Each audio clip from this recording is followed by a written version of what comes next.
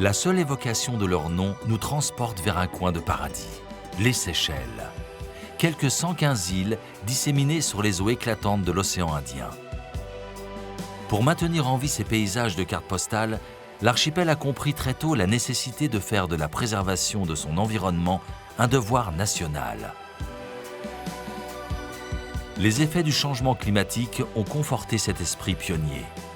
Et les îles méconnues que nous allons découvrir sont devenues de véritables sanctuaires naturels, résolument orientés vers l'écotourisme.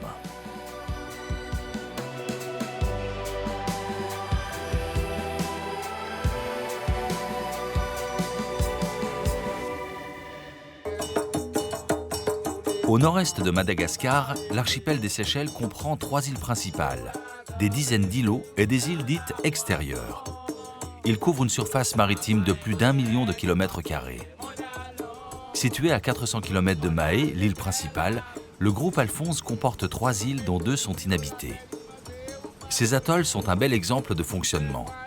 Depuis 2007, ils sont soutenus par une ONG, l'Alphonse Foundation, qui regroupe diverses associations de protection du littoral, de la faune et de la flore. Alphonse a développé son secteur hôtelier pour le rendre le plus autonome possible.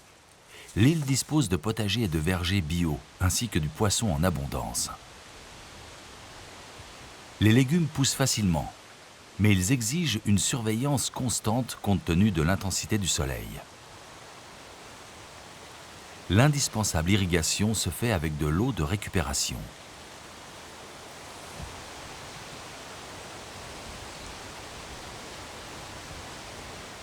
Sur le plan de l'énergie, la ferme solaire arrive à couvrir 70% environ des besoins des habitants.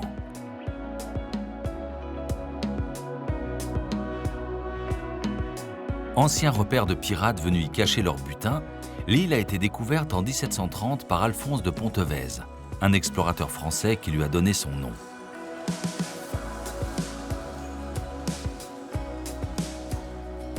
Avec le développement des plantations de cocoteraies, Alphonse est devenu très vite un lieu de production de copra et d'huile de coco. Jusque dans les années 1990, cette activité est restée la principale ressource économique de l'île. Compte tenu de leur éloignement des lieux de pêche industriels, les récifs coralliens qui entourent l'île sont particulièrement riches. Le corail n'a pas trop souffert et on y trouve une belle diversité d'espèces. Avec ses atouts, Alphonse est devenu un lieu privilégié pour la pêche à la mouche. Mais là aussi, pas question de faire n'importe quoi. Depuis 2017, un code de bonne conduite a été adopté, stipulant que le pêcheur a pour obligation de relâcher sa prise dans les meilleurs délais.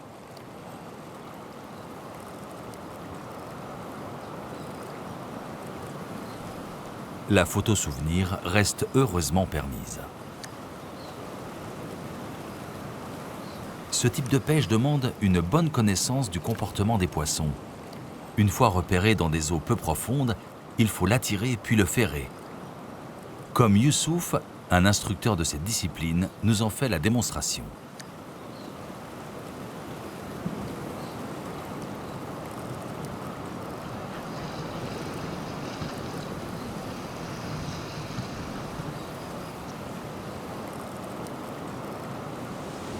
Nous sommes dans les locaux d'ICS, une association qui travaille avec l'Alphonse Foundation.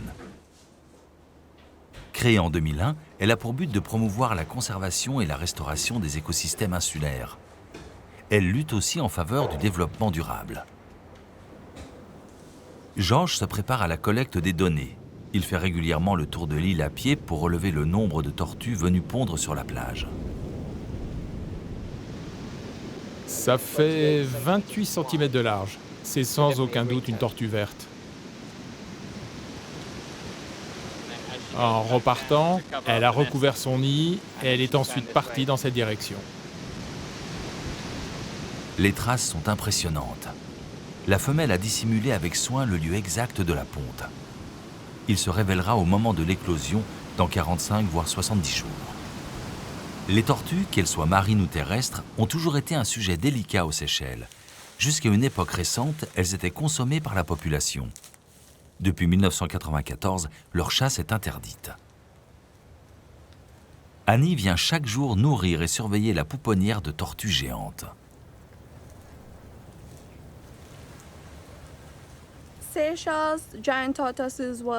Les tortues géantes des Seychelles étaient autrefois en danger critique d'extinction.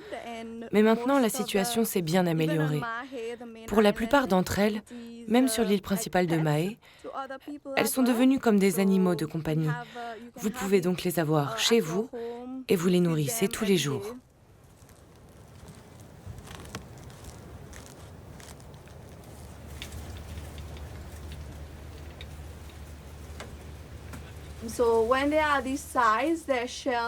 Lorsqu'elles n'ont que cette taille, leur carapace n'est pas assez solide. Des prédateurs comme les hérons, ou encore les chats, ou les rats, peuvent facilement les attraper et les manger. C'est pour cela que nous les gardons à l'intérieur. Elles resteront à l'abri pendant encore 3 à 4 ans en attendant que leur carapace durcisse, pour éviter tout risque d'agression. Voici George, l'un des vétérans de l'île. Il aime bien que l'on s'occupe de lui. Il a entre 80 et 90 ans. Et oui, ils peuvent vivre jusqu'à 150, voire 200 ans.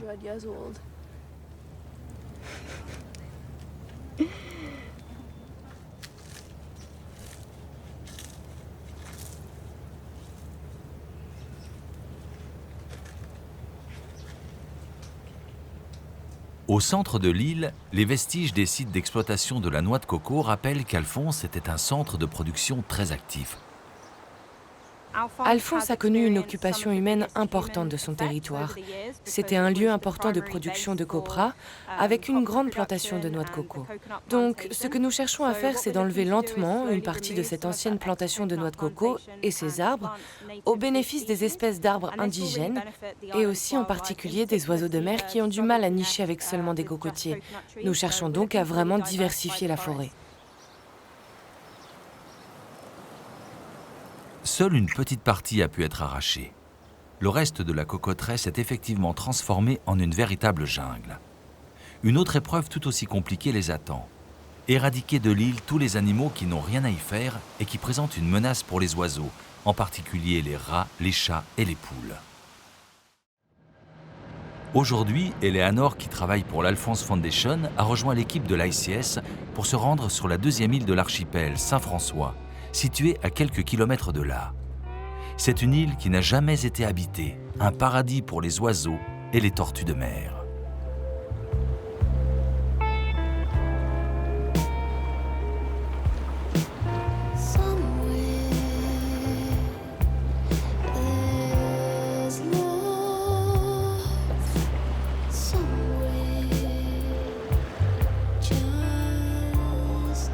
Dans cet écrin de toute beauté, les équipes doivent réaliser des relevés précis.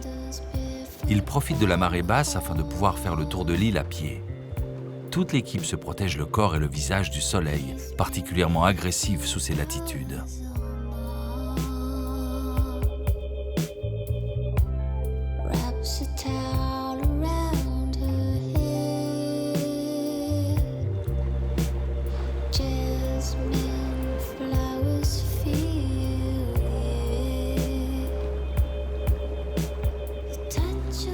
En ce mois de mai, les frégates sont bien présentes.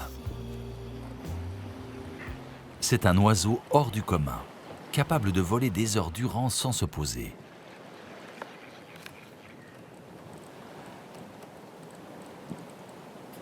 Plusieurs espèces nichent ici en parfaite harmonie. Les frégates mâles se reconnaissent au sac gulaire rouge vif situé sous leur bec, qu'ils gonflent pendant la saison des amours.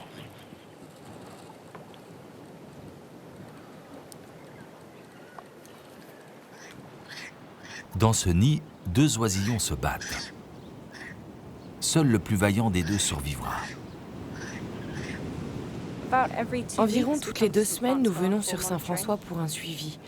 Nous venons faire des relevés pour les tortues marines et compter tous les oiseaux marins et vérifier les nids de ceux qui nichent.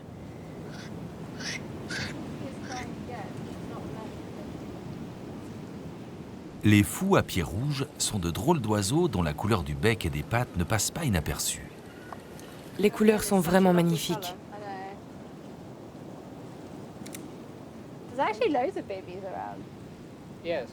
Le partage des informations est indispensable entre les deux équipes. Il permet d'évaluer la présence de nouveaux nids ou la disparition de certaines espèces. Eleanor est optimiste sur l'avenir de l'archipel, d'autant que le gouvernement a inscrit la sauvegarde de l'environnement dans la Constitution. Je pense que c'est le facteur le plus important et de loin, l'engagement du gouvernement des Seychelles à reconnaître les ressources naturelles de l'archipel et qu'elles représentent la plus grande valeur pour ce pays. C'est quelque chose, vous savez, ce sont les Seychelles. Tout est centré autour des beautés naturelles.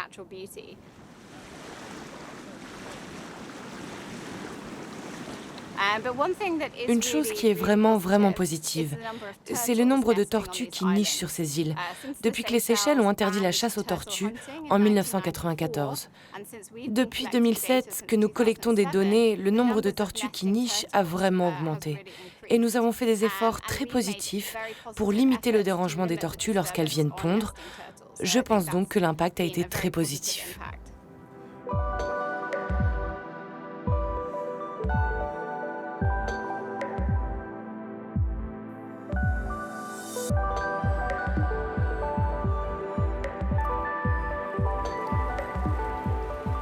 Au prix d'efforts considérables, les tortues se hissent sur la plage vers un endroit protégé. Avec leurs pattes arrière, elles vont creuser un nid pour pondre leurs œufs.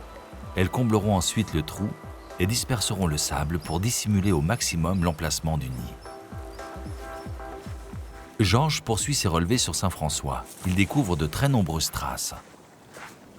Si nous mesurons la largeur des traces, tout ce qui dépasse 1 mètre correspond à une tortue verte, la plus grande espèce, et tout ce qui est en dessous d'1 mètre sera la tortue hawksbill, qui est la plus petite espèce. Vous avez vu les traces qui descendent jusqu'au niveau de la marée haute, ce qui signifie qu'elle est remontée la nuit dernière, et vous voyez le sable, il a été récemment remué partout. 55 jours après la ponte, les premières tortues apparaissent. Le début d'un parcours bien périlleux pour éviter tous les prédateurs qui se mettront sur leur chemin. La pêche industrielle a beau se pratiquer loin de ces îles, elle génère pas mal de déchets. C'est le cas des DCP, ou dispositifs de concentration de poissons utilisés principalement pour la pêche au thon. Ces radeaux, formés d'un assemblage d'objets flottants, se prolongent sous l'eau par des filets ou des cordages afin de piéger des bancs de poissons. Le risque de surpêche est garanti.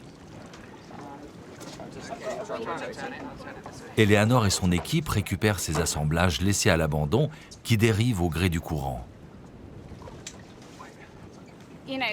Vous savez, depuis que plus personne n'habite sur ces îles en permanence, il n'y a plus de pêcheurs sur les récifs. Et c'est très important. Alors, quand tu mets la tête sous l'eau près des récifs coralliens, ici, c'est hallucinant le nombre de poissons. Et particulièrement des espèces comme les mérous et les vivanos, qui sont très souvent surexploités dans les zones peuplées.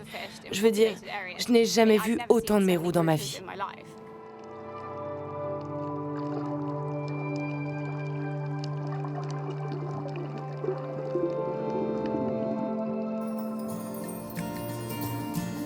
Située entre Saint-François et Alphonse, l'île Bijoutier est un minuscule îlot d'une grande utilité pour les tortues et les oiseaux. Des traces récentes indiquent que les tortues y sont venues pondre en nombre.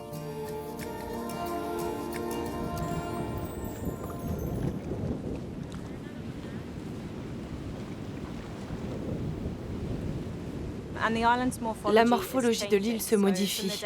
Ainsi, à partir des données que nous avons recueillies, nous pouvons voir qu'elle a changé de forme au cours des 15 dernières années environ, mais elle s'est également déplacée de 40 mètres vers l'est pendant cette période. Donc, l'île s'érode d'un côté et s'accumule de l'autre, et cela a vraiment profité aux tortues vertes, car cette plage s'élargit et il y a une belle zone de sable doux pour pondre leurs œufs. Nous voyons passer un grand nombre de tortues sur Bijoutier. Mais malheureusement, à cause de l'érosion sur l'autre côte, la forêt est en train de disparaître. Elle abritait beaucoup de puffins fouquets, qui sont des oiseaux de mer qui nichent au sol. Leur nombre a diminué. Nous pouvons donc vraiment voir comment l'érosion a des effets positifs et négatifs sur notre faune locale.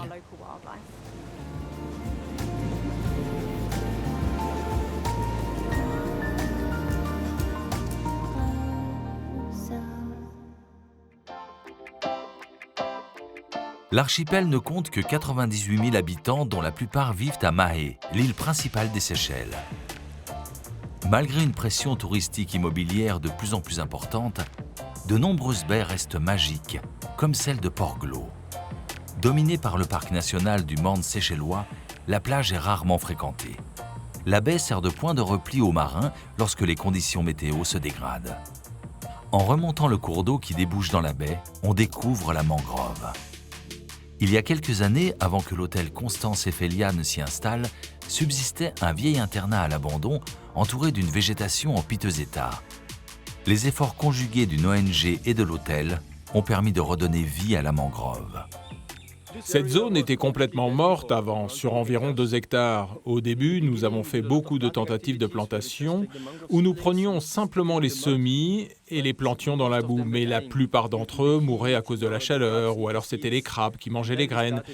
Et puis nous avons commencé par créer des pépinières et là, le taux de survie a été supérieur à 90%. Ça a été un travail d'équipe entre l'hôtel, les communautés et même les ONG locales. Au cours des 5 ou 6 dernières années, nous avons planté environ 4000 arbres, rien que dans cette zone.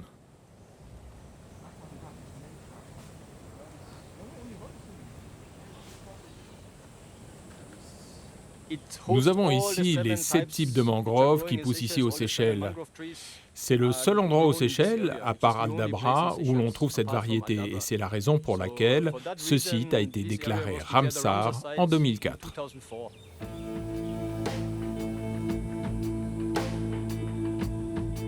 De l'autre côté, la mangrove débouche sur l'Anse-Trousse à l'eau, bordée de roches granitiques comme beaucoup d'autres îles des Seychelles. Le granit témoigne du passé lointain de l'archipel.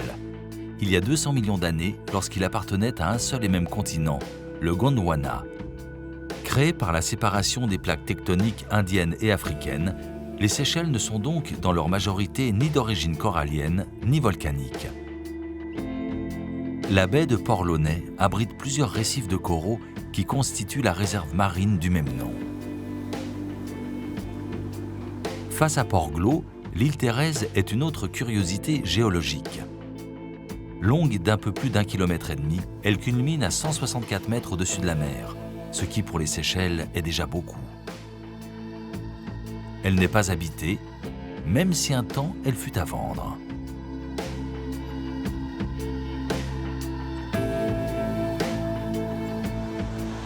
En remontant la côte ouest vers le nord, Anse-Beauvallon est une très longue plage qui attire les amateurs de baignade. Alors que le jour vient de se lever, nous avons rendez-vous avec Dan et son équipe, qui figurent parmi les derniers pêcheurs traditionnels de l'île. Ils pratiquent la pêche dite au filet, dont l'objectif est d'attraper les bancs de maquereaux qui naviguent dans très peu d'eau à proximité de la plage pour pondre leurs œufs. En s'éloignant, le bateau déroule le filet. Dan va réaliser un arc de cercle pour délimiter la zone de pêche et prendre au piège ainsi les poissons.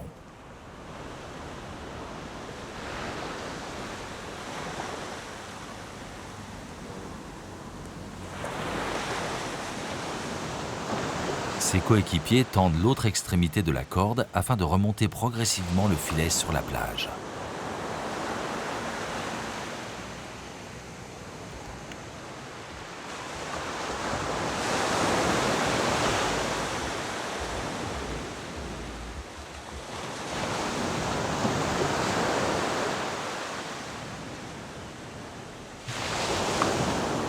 Le piège s'est refermé, mais ce ne sera pas une fournée abondante.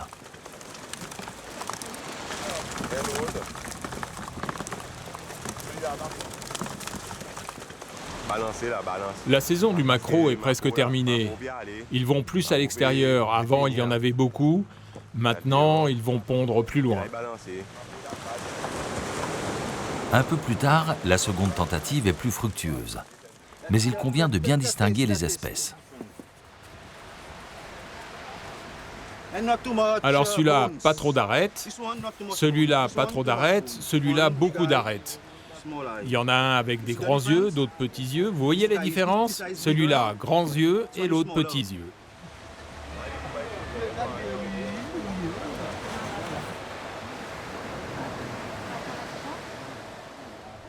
Une fois le tri effectué, une partie sera vendue sur place, sachant qu'aux Seychelles, il est hors de question de mettre le maquereau au réfrigérateur. Il doit se manger frais, sinon le goût s'altère. L'autre partie va être livrée au marché de Victoria, la capitale du pays. Dan a exposé ses poissons à l'entrée du marché, mais d'autres étals présentent des poissons savoureux.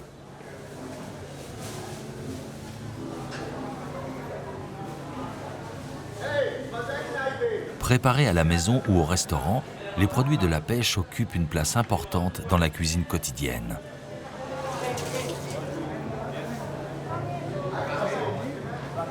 Les piments en font aussi partie intégrante de l'art culinaire séchellois.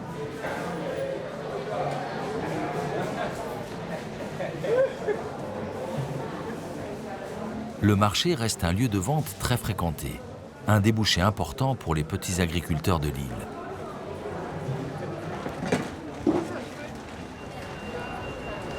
Dans le centre de la capitale, les vieilles bâtisses créoles se font de plus en plus rares. Les habitations fonctionnelles ont pris le dessus sur les maisons en bois qui avaient une durée de vie limitée. Cette réplique de Big Ben a été érigée en 1903 pour signifier l'attachement de l'île à la couronne britannique et sa détermination à s'émanciper de la tutelle de l'île Maurice. La capitale rassemble des édifices religieux de culte différents. La cathédrale de l'Immaculée Conception, construite au XIXe siècle, en est le monument le plus imposant. Tout près, un vaste bâtiment abrite la résidence du clergé, la Domus. À une centaine de mètres, le temple hindou, dédié au dieu Ganesh, attire lui aussi l'attention.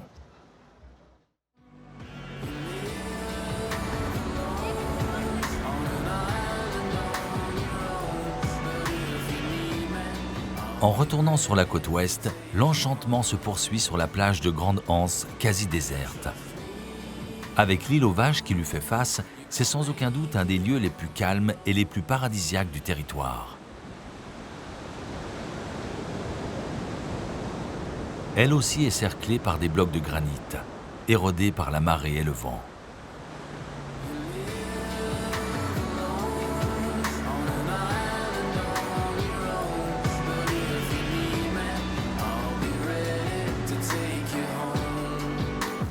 Un peu plus au sud de Mahé, entre les collines bien nommées de Cannelle et l'Enfoncement, le Jardin du Roi est un vibrant témoignage de cette époque coloniale où le commerce des épices faisait la richesse de l'île. La propriétaire du lieu, Micheline Georges, s'est efforcée de maintenir le domaine familial. Ça, ici, je vous dirais, sur cette propriété, c'est comme si on vivait à l'époque. Rien n'a changé, la maison est encore là.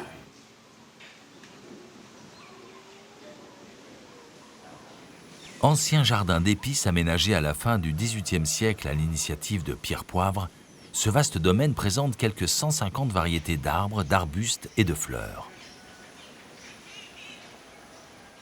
Il est né de la volonté de la famille Georges de faire découvrir aux visiteurs les nombreuses plantes cultivées aux Seychelles. Fruits de cythère, fruits à pain, corosol, citronnelle ou encore goyave. Pendant le dernier siècle, si vous voulez, on exportait tout le copra, toute la cannelle, et nous avons de bonnes qualités d'épices.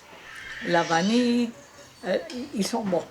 Nos épices, nos cocos, les copras qu'on faisait, il y avait une valeur extrême parce que c'était de la bonne qualité.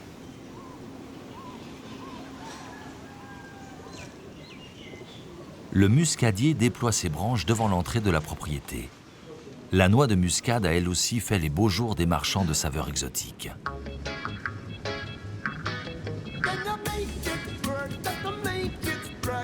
Toujours dans le sud, la baie Lazare étale ses eaux limpides bordées d'une plage de cocotiers. Le cap Lazare est une réserve naturelle où les tortues se retrouvent pour pondre.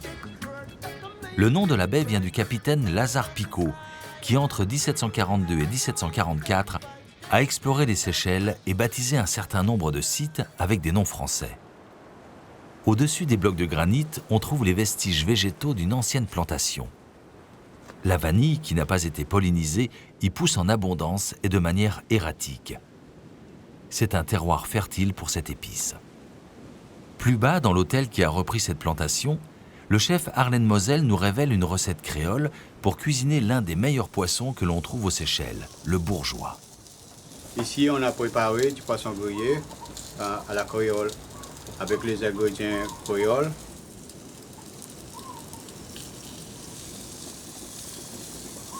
Le poisson, c'est un petit bourgeois. Ici, on a les épices, l'ail, gingembre, chitin et caripilé, bilimbi.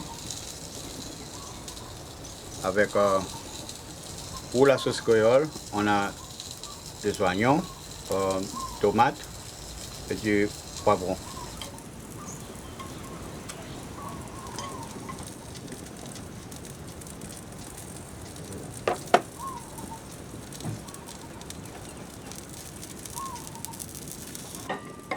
Après 20 minutes de cuisson, la sauce en question s'est bien imprégnée de toutes les épices.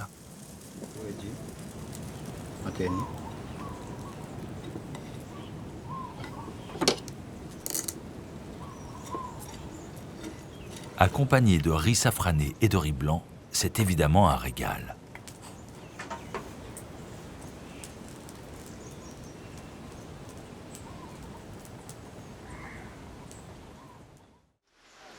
Un peu plus loin, à Anse-la-Mouche, Alcide protège de la pluie ses créations devant son atelier.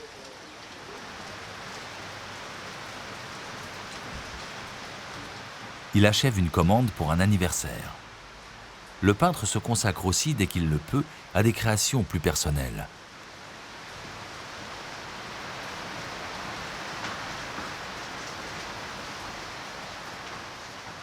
La musique, la nature, les questions d'environnement, la créolité sont autant de sources d'inspiration.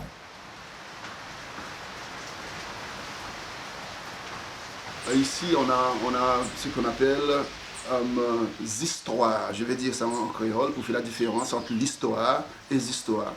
Les histoires, on raconte des choses un peu fabres, vous voyez, ce qui fait plaisir, ce qui est un peu mensongère, disons, qui fait rêver. Et par temps, ça tient bien dans mes œuvres sculpturelles, disons. Certaines pièces sont très étonnantes, comme cette racine qui ressemble à un coco de mer. C'est vraiment magnifique et c'est vraiment une pièce exceptionnelle, quoi. Lorsqu'on le voit comme ça, là, c'est naturellement comme un coco de fesse. Que la naissance sort de ça, alors c'est ça que je travaille dessus, quoi.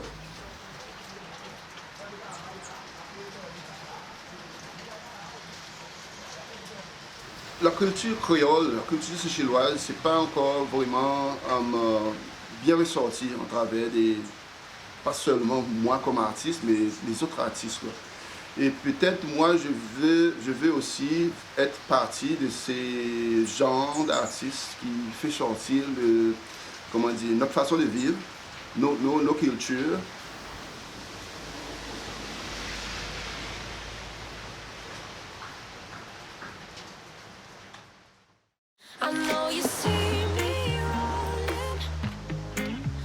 Face à Anse-la-Mouche, l'ancienne demeure du photographe italien Gianpaolo Barbieri a été transformée en hôtel. L'artiste s'était installé sur une petite crique du Cap Lazare dans un cadre magnifique.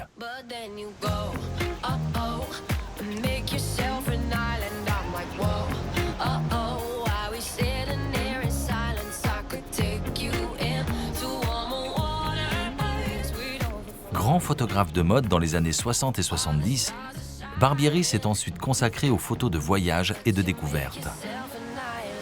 Pas besoin de rechercher l'excellence gastronomique pour faire de bons petits plats. Dans la rue ou chez l'habitant, on peut déguster de succulents samoussas ou des gâteaux piments. Nadine Barra, l'une des chefs de l'hôtel, nous délivre une recette très simple mais renommée, la salade de cœur de palmier.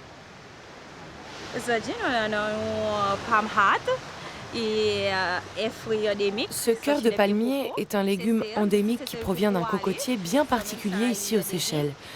Ici, on aime bien le consommer en salade, même si on a tendance à l'appeler la salade du millionnaire.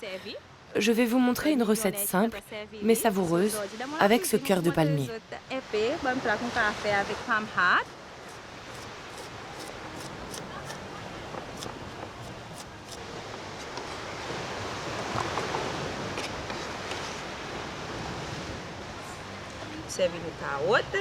J'ajoute des carottes, ça amène un peu de couleur. De la mangue. Les Seychellois mettent toujours de la mangue. Ça apporte un goût sympa. Des piments.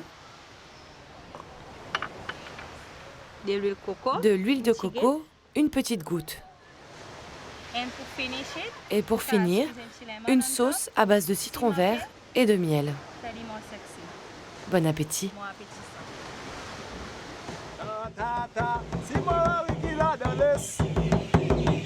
Fais la peine, wagade mon paoulé, wagade mon paoulé, wagade américain il vini wagade mon paoulé, wagade. It's just a state of flux, too much but not enough at the same time. I know that you ain't fine. I know you. Dans la partie sud de l'île, la côte orientale n'est pas en reste en matière de plages de rêve.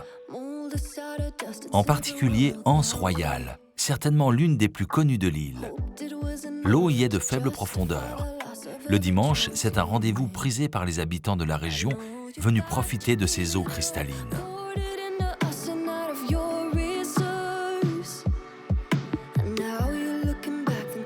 Au sud, à l'autre extrémité de la plage, l'église Saint-Joseph, construite en 1931, a pratiquement les pieds dans l'eau.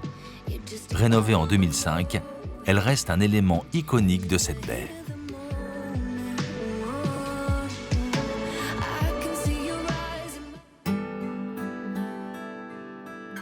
Nous partons à présent vers une île assez originale de l'archipel, Silhouette, qui doit son nom à un ministre des Finances de Louis XV. On l'aperçoit de la plage de Beauvallon, là où nous avons suivi les pêcheurs au filet. Elle n'est distante que de 30 km de Mahé. Son spectaculaire relief, très prononcé par rapport aux autres îles de l'archipel, la fait ressembler à une grande forteresse. Le mont d'Auban domine à environ 740 mètres une jungle équatoriale très fournie. C'est la seule île des Seychelles d'origine volcanique. En 1860, un marin français, Auguste d'Auban, s'installe avec sa famille sur Silhouette. Il va progressivement acquérir l'île entière, défrichant la forêt afin de cultiver de la cannelle, de la vanille ou du café. Il plante aussi beaucoup de noix de coco, avec lesquelles il fabrique du copra, dont l'industrie cosmétique est friande. Plusieurs générations vont se succéder jusqu'en 1960, date à laquelle Henri d'Auban vend l'île au gouvernement des Seychelles.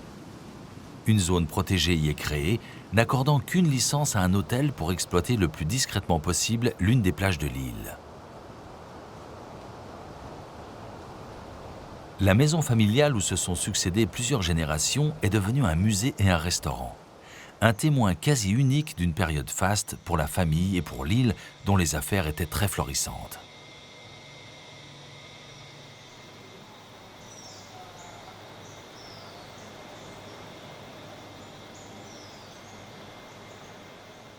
Dans le village de La Passe, l'école est fermée. Il reste encore quelques habitants descendants de cette époque, mais ils désertent peu à peu l'île. Selon eux, ils avaient plus d'une centaine de personnes qui travaillaient pour eux. Et ils avaient une plantation de différentes épices, principalement comme la cannelle, les noix de coco, et aussi du thé, oui, principalement des herbes. C'était vraiment florissant parce qu'il y avait une vraie demande pour des produits comme la cannelle, les noix de coco, voire les bananes, parce que c'était spécialement fabriqué localement. Il y avait une vraie demande à l'époque et les affaires marchaient vraiment bien. Silhouette est constituée en grande partie de syénite volcanique, déposée là après une éruption massive qui aurait eu lieu il y a environ 63 millions d'années. Le cimetière marin a été progressivement envahi par la végétation.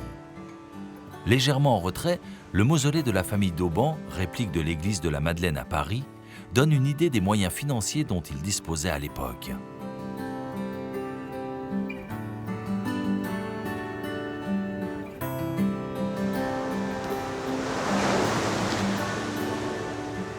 Depuis 2010, la quasi-totalité de l'île de Silhouette est classée parc national. Une protection qui permet de préserver tout à la fois les vestiges historiques de l'île que sa biodiversité. Au nord de Mahé, à 1 heure environ de bateau, Praslin est sans doute l'île la plus connue de l'archipel. Elle coche toutes les cases de la carte postale.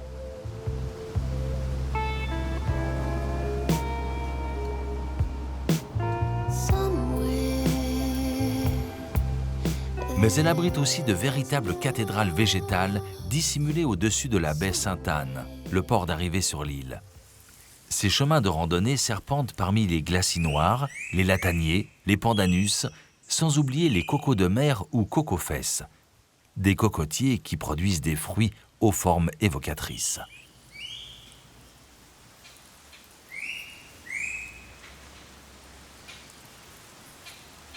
Toute la forêt et les vallées alentours font partie du parc national de Praslin, une réserve naturelle créée en 1979 s'étendant sur 675 hectares. Avec un peu de chance, on peut y apercevoir des perroquets noirs et des pigeons bleus.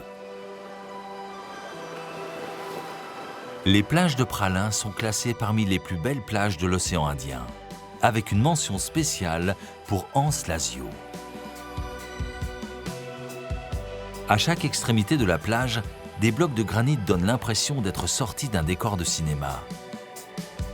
Même la couleur de l'eau semble plus belle ici qu'ailleurs, avec son camailleux de bleu variant sans cesse en fonction du soleil et des nuages.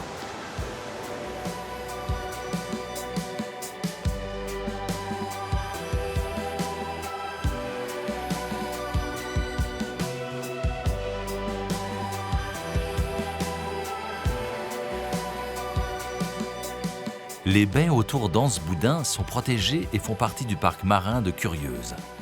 Là encore, on ne se lasse pas du panorama.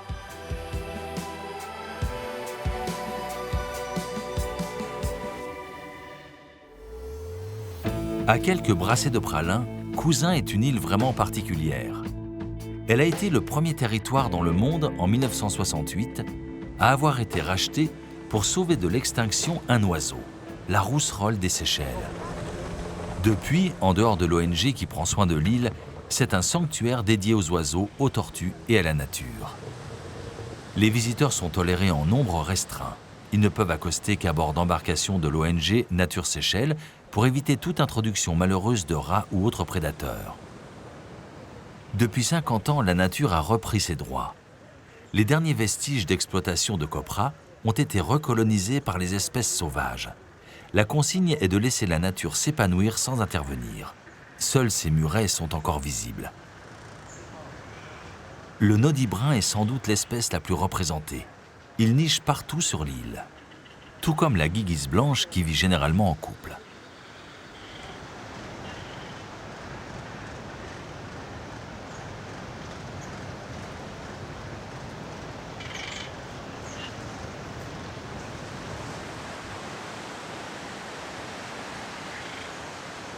Aujourd'hui, la gestion de l'île de Cousin sert de référence dans le monde entier.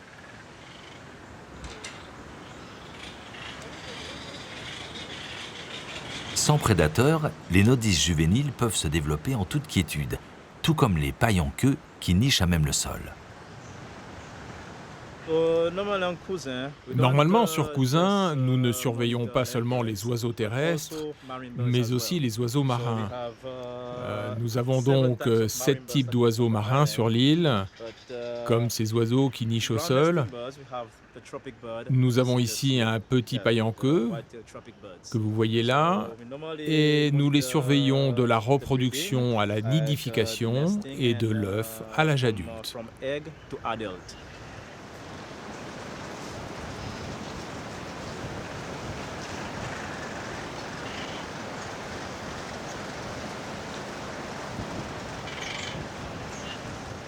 Nicher à même le sol reste quelque chose d'exceptionnel. Seul un environnement comme celui de Cousin peut le permettre. Ce n'est pas normal de voir des oiseaux nichés au sol, surtout dans des endroits comme Mahé, Praslin, la digue. Mes cousins est très spécial car nous n'avons pas de prédateurs tels que des rats, des chats, des chiens sur l'île. Ils sont donc libres de construire leur nid là où ils ont l'impression de pouvoir profiter au mieux de l'île.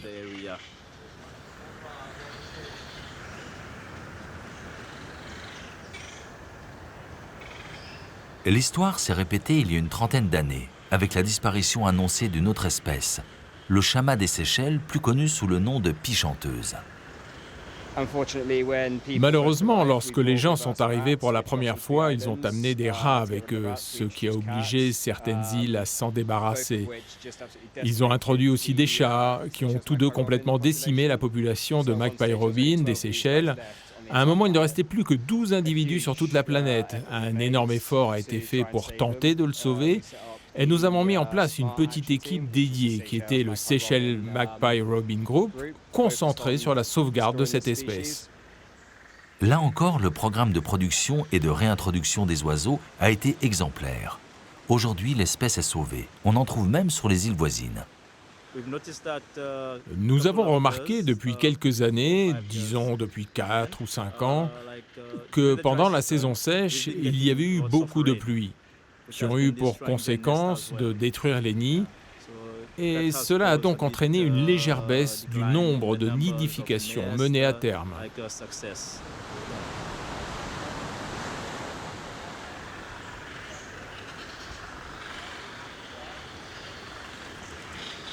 Les tortues géantes des Seychelles s'épanouissent sur Cousin. Surnommées tortues éléphantines, ce sont les plus grosses de la planète. Elles peuvent peser jusqu'à 300 kg et vivre plus de 100 ans. Leurs petites cousines marines privilégient aussi la quiétude de l'archipel pour venir pondre.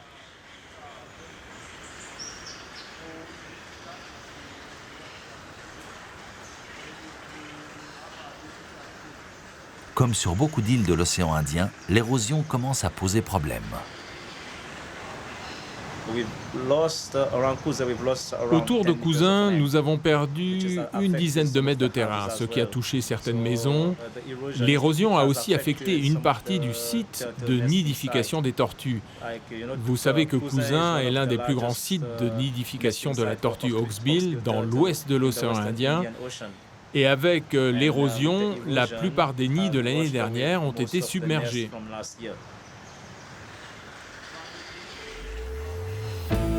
Les jours de Cousin sont comptés, mais nul n'est capable de prédire si elle disparaîtra dans 20, 30 ou 50 ans.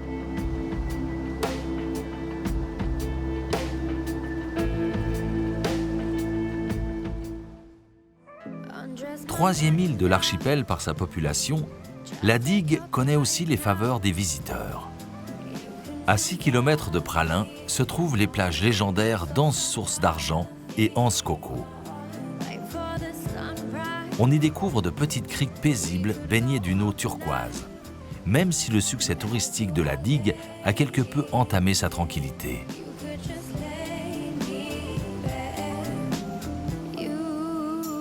Il n'y a quasiment pas de voitures sur l'île. Les quelques 3000 habitants circulent presque tous à vélo.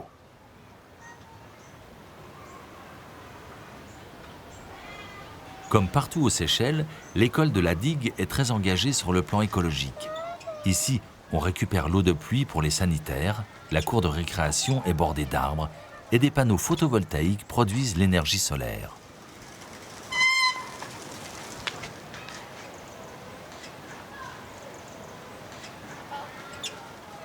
L'exploitation de la noix de coco a fait vivre plusieurs îles de l'archipel. L'Union Estate a longtemps fabriqué de l'huile de coco à partir du copra. Jusque dans les années 80, le commerce était florissant avant que l'île de Palm ne bouscule cet équilibre. Aujourd'hui, la production d'huile de coco tourne au ralenti pour alimenter à la fois les besoins des habitants et le marché touristique. Pour voir s'il y a de l'eau dedans. S'il y a de l'eau, c'est bon à ouvrir. On commence comme ça. Je pousse. Et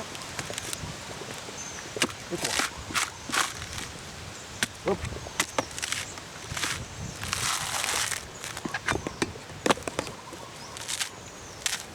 Bon.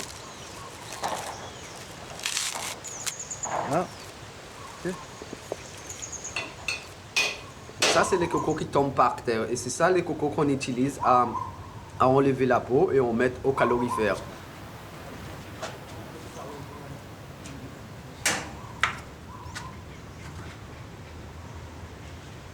C'est dur. Hein.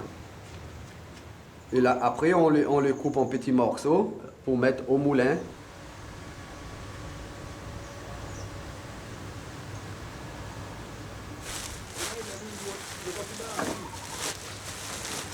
Les petits cocos qu'on a coupés en petits morceaux pour mettre au moulin. Il faut prendre 35 kilos de coco séché. Et après le moulin, c'est ça, on gagne 8 à 10 litres. Et c'est là que l'huile vient et voilà l'huile. C'est différent entre les cocos vertes et les cocos jaunes. Les cocos jaunes, c'est plus ou moins le coco qu'on boit de l'eau. Mais les cocos verts, c'est le coco qu'on utilise plus ou moins pour faire l'huile de coco. Et les cocos verts aussi, on utilise dans la maison, on les fait râper, si la râpe, ou dans un blender. C'est ça, on gagne le jus, lait de coco. Et on utilise ça à faire les cuisines et différentes choses dans notre cuisine créole. Derrière l'Union Estate, en bord de plage, le chantier naval a su se réinventer. Pendant plusieurs décennies, le père de Joël Morin, l'actuel propriétaire, a fabriqué des bateaux traditionnels entièrement en bois. L'arrivée de la résine a bousculé les certitudes et les savoir-faire. Le bateau en bois coûte plus cher. Par ailleurs, le gouvernement a limité la coupe du bois pour préserver la ressource. C'est pour ces raisons que nous sommes allés sur la fibre de verre. Depuis, le chantier accumule les commandes et peine à trouver de la main-d'œuvre qualifiée. Il a fallu tout changer. Et les bateaux en bois ont été remplacés progressivement par des bateaux en fibre de verre qui sont en outre plus solides.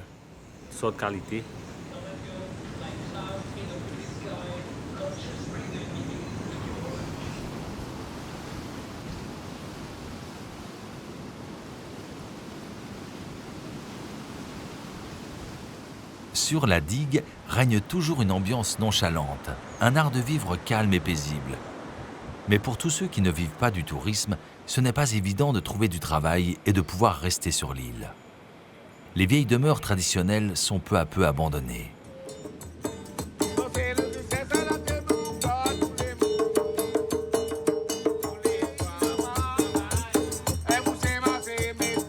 Robert, qui est guide de randonnée, a choisi de préserver la culture et le patrimoine de son île et de les partager. Il a monté un orchestre qui joue notamment du mucha, une musique traditionnelle séchelloise qui se perd peu à peu. La musique traditionnelle pour nous, c'est une très grande importance dans notre vie parce que c'est nos ancêtres qui ont créé la musique. Et c'est une façon aussi pour nous de détendre. C'est une façon aussi pour nous pour montrer aux visiteurs notre culture, notre tradition. Au-delà de la musique, Robert a fédéré autour de lui un groupe dans lequel la solidarité prime. Derrière les belles images de cartes postales, être né à la digue et continuer à y vivre est loin d'être simple. Je l'ai rencontré, il est devenu comme un frère pour moi. Son l'ambiance, son l'énergie qu'il y a, c'est pour tout garder. En termes d'écologie, les gens, nous tous qui sont là sur l'île, on est une seule famille. Et on garde l'amitié. L'amitié, c'est notre priorité, sécurité, comme les boulots qu'on fait.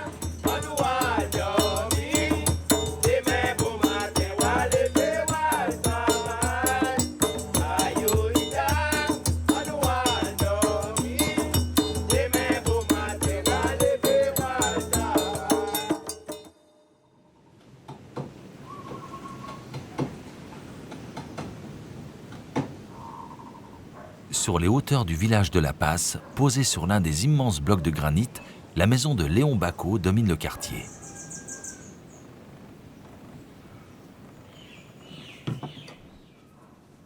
Léon termine une commande pour un hôtel autour du thème du poisson.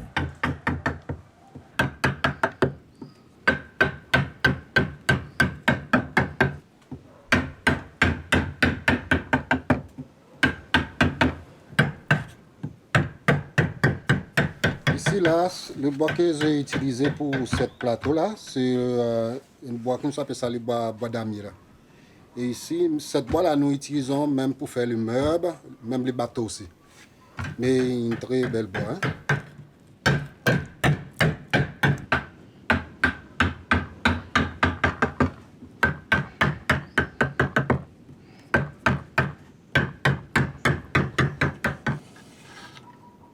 Léon est un véritable artiste. Ses œuvres sont régulièrement saluées comme des créations originales et audacieuses. C'est une forme d'hommage aux méthodes anciennes dont se servaient les familles pour effectuer les récoltes. Ici, c'est un peu le commencement, une nouvelle naissance, et le petit bébé la symbolise.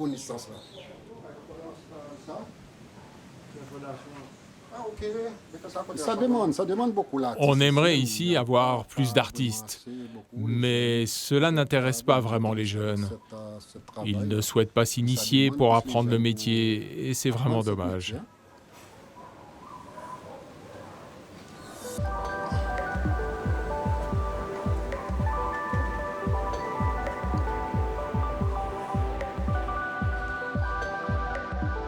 À l'image de Léon, à la digue comme ailleurs aux Seychelles, les habitants tentent de préserver leur savoir-faire et leurs traditions tout en protégeant un environnement de toute beauté.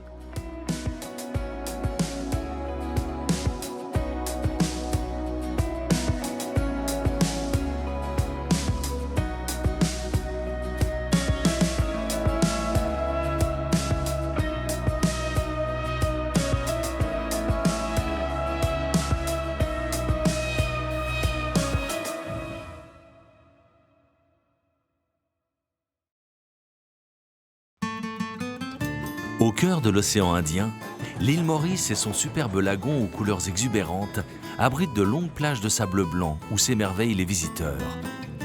Mais cette terre aux paysages somptueux, située entre l'Afrique et l'Asie, est également riche de communautés multiples qui, au fil de leur histoire mouvementée, ont forgé son identité.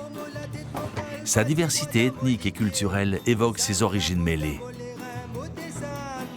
Aujourd'hui, Maurice déploie des charmes infinis et harmonieux, fruit des efforts de ses habitants qui ont fait de leur île un véritable diamant aux 1000 facettes.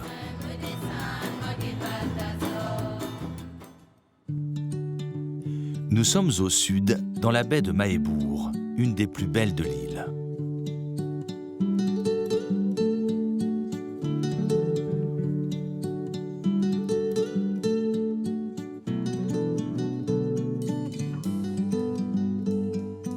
Mahébourg s'anime dès le lever du soleil. Il est à peine 5 heures du matin. Accompagné de son neveu Nelvi, Indiren se prépare pour partir à la pêche.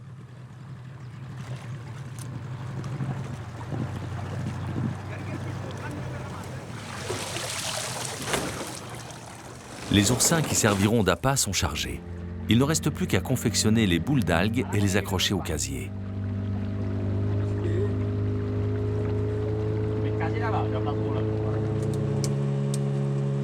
Ces cages volumineuses sont l'outil de travail principal. Sur son chemin, Nelvi tente sa chance et laisse malgré tout pendre une ligne. Relever les casiers demande de la coordination et de la force. Il s'agit d'une pêche très physique.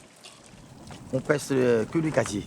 Mais les casiers, il faut que la mer est bonne pour faire un bon parti de pêche. Une fois les poissons et langoustes collectés, nos deux marins changent les appâts. Ensuite, ils doivent encore s'assurer que le casier renvoyé dans l'eau se pose bien à plat sur le sable et ne se retrouve pas coincé en plein corail.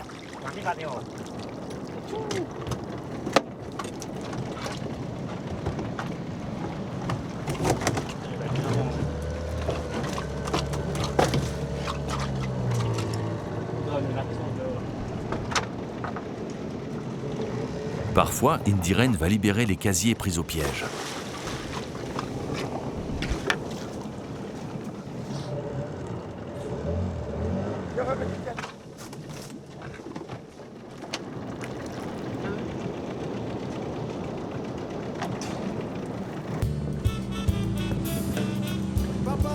Sur l'île de la Passe, le fort témoigne des batailles navales de 1810 qui virent un effort de conquête anglais repoussé par les Français.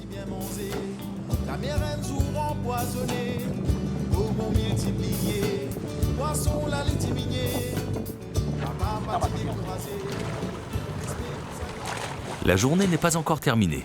Il faut maintenant refaire le plein d'oursins et de laitue de mer pour préparer la pêche du lendemain.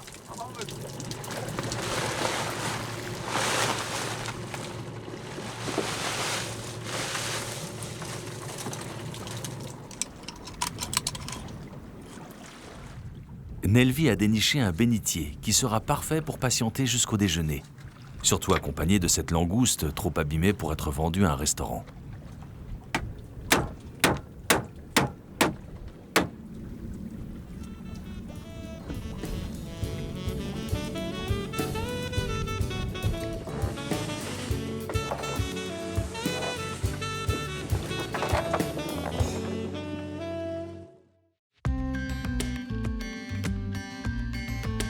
À proximité, le lagon de Blue Bay est officiellement protégé dans le cadre d'un parc marin. Grâce à cette initiative, les massifs de coraux qui ont longtemps souffert se sont finalement reconstitués. David les observe avec attention depuis plusieurs années.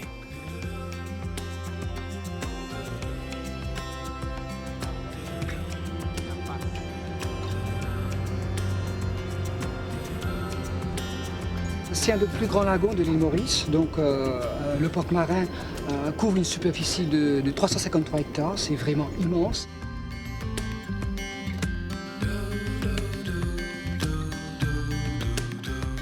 Il y a une amélioration, donc c'est fut proclamé comme réserve naturelle, le parc marin protégé de Blue Bay. Donc je constate que les coraux ils se régénèrent, donc ils se reproduisent, ils repoussent, donc les coraux s'améliorent dans le parc marin. Conséquence directe de cette santé retrouvée, les eaux regorgent d'une diversité d'espèces étonnantes.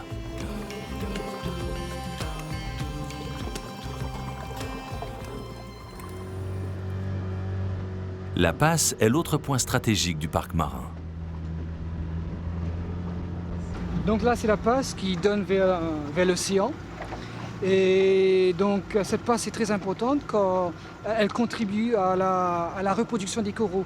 Donc il y a la salinité de l'eau et les courants donc, qui sont très bonnes pour le développement du corail.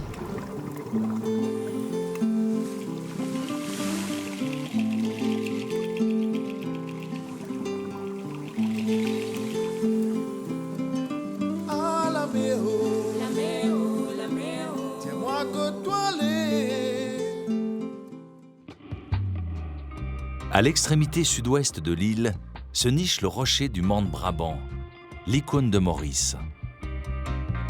Avec à ses pieds un lagon dans toute sa splendeur.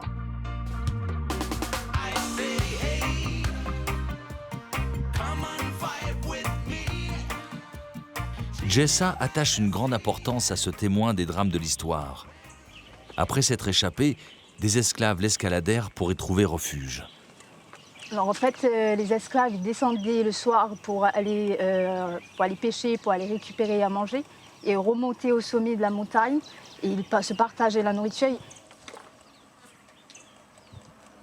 L'ascension est périlleuse. On imagine les efforts que les rescapés devaient fournir.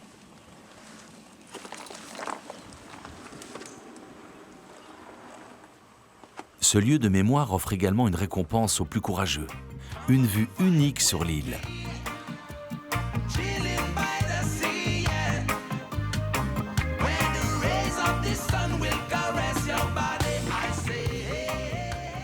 Cette montagne, en fait, elle est vraiment, elle a une grande importance pour nous. En fait, quand l'esclavage était aboli par les Anglais le 1er février 1835, en fait, il y avait des officiers, des soldats qui venaient en fait les informer que l'esclavage a été aboli, qu'ils étaient libres. Mais en fait, quand ils ont vu les soldats monter, ils pensaient qu'on allait les récapturer. Et en fait, ils ont préféré la mort. Alors c'est pour ça qu'ils sont en fait, jetés de la montagne pour se suicider, au lieu en fait, de retourner avec le maître pour être encore dans l'esclavage.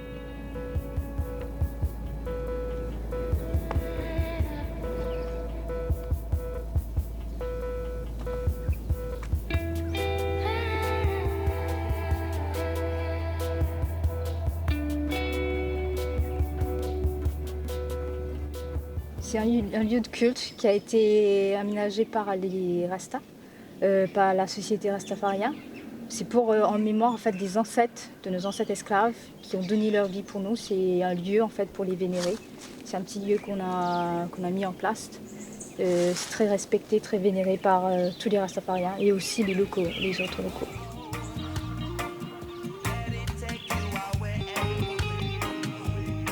Dans les hauteurs, la forêt du village de Chamarel accueille une communauté rasta. Son doyen, Robert, n'a plus coupé ses cheveux ni sa barbe depuis une éternité. Ce soir, André est venu lui rendre visite. Moi, ça fait 19 ans et lui à peu près 35 ans. Depuis 1976, il ne s'est pas rasé et pas coupé les cheveux.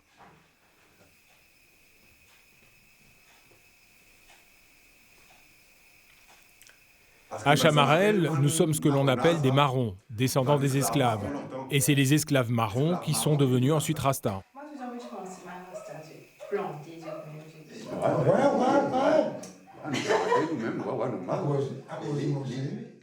Nous, on vit de la terre, on cultive, on élève des poules, des cabris pour se nourrir.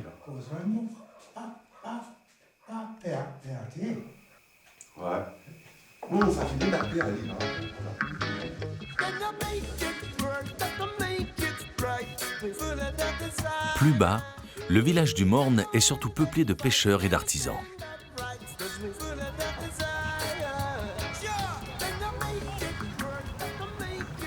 Le quotidien y est calme et paisible.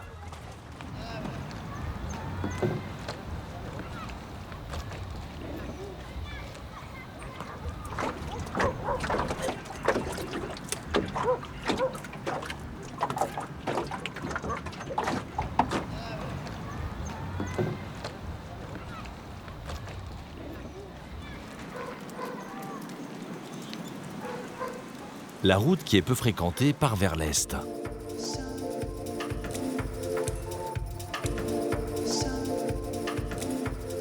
Dans le village se côtoient aussi amateurs de kitesurf et artistes.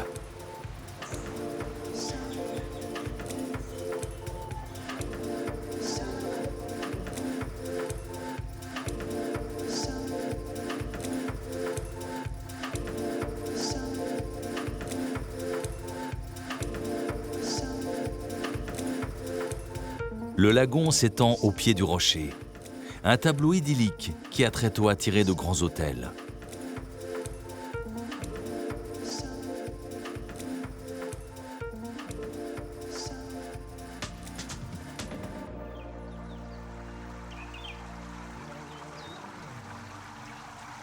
Au pied du Morne, on perpétue les massages traditionnels.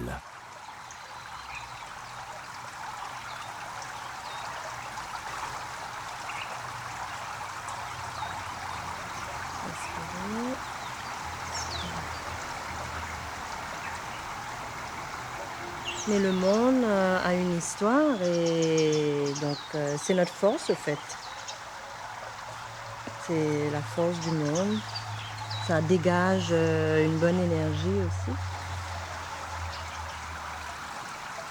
Petite, quand j'avais mal au ventre, par exemple, quand on a mal au ventre, donc les grands-mères, souvent les mamans, nous massaient le ventre.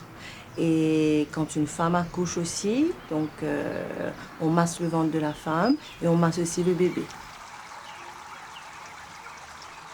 C'est même une personne dans le voisinage, donc la grand-mère du quartier, qui le faisait.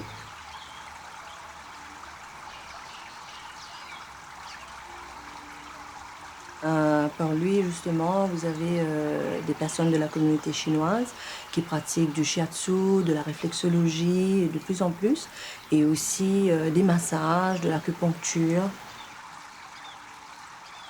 Alors nous, au spa, on a fait une synthèse de ces techniques, donc qui est basée principalement sur les 5 éléments. donc qui vient de la médecine traditionnelle chinoise. Le shiatsu, c'est des points de pression, au fait, c'est comme de l'acupuncture, mais manuel.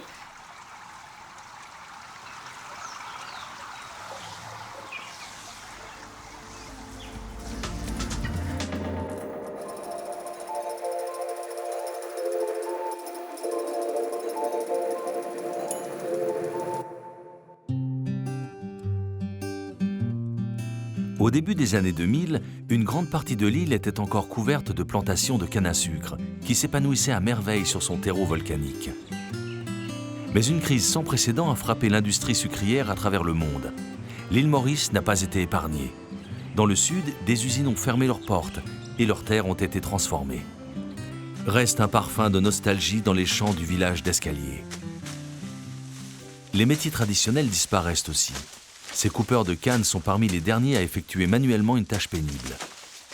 Ici, la machine qui les remplace ne peut pas circuler. Couper, c'est facile. On laisse les cannes sur place, mais après, il faut les ramasser, les porter sur une centaine de mètres jusqu'à la remorque, et c'est plus compliqué.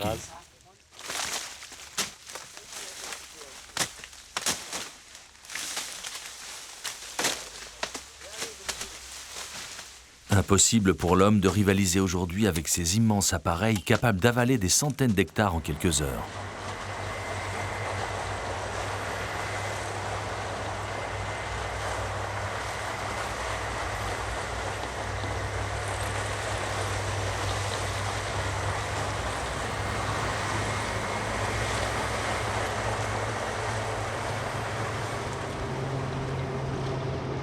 La seule usine du Sud encore en activité a très tôt su se moderniser pour diminuer les coûts.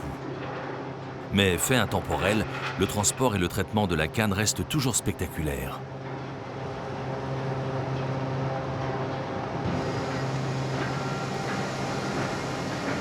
La diversification de sa production a également été indispensable à la survie de la fabrique. Le jus de canne n'est plus exploité pour l'extraction seule du sucre.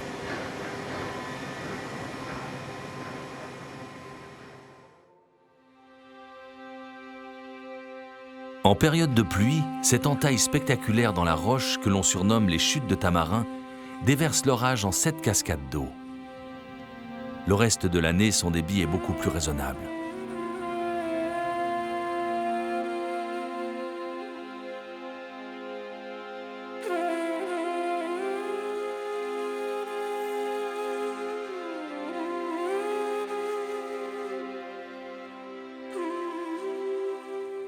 Tout près, le parc national des Gorges de Rivière-Noire est un écrin où domine une végétation foisonnante.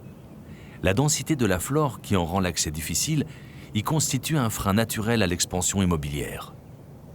Aujourd'hui, le parc est le refuge de plusieurs espèces d'oiseaux, comme le paille en queue ou la perruche de Maurice. S'écoulant plus au nord, Grand Bassin est une curiosité située près de la mare aux Vacoas. Ce lac formé dans le cratère d'un volcan éteint est depuis plus d'un siècle un lieu de pèlerinage pour les hindouistes de l'île. Son eau est en effet considérée comme une résurgence du Gange sacré. Chaque année, en février ou en mars selon les cycles lunaires, 300 à 500 000 fidèles s'y rendent en procession pour honorer Shiva. C'est près de la moitié de la population mauricienne.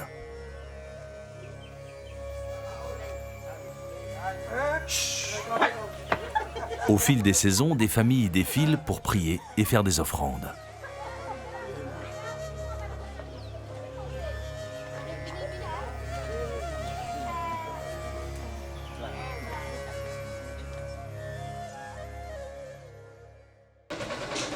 En continuant sur la route du Nord, nous atteignons Cure-Pipe, deuxième ville de Maurice.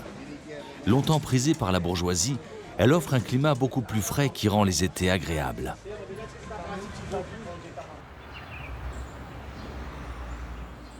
Le domaine des Aubineaux, bâti en 1872, affiche le style épuré de l'architecture coloniale française.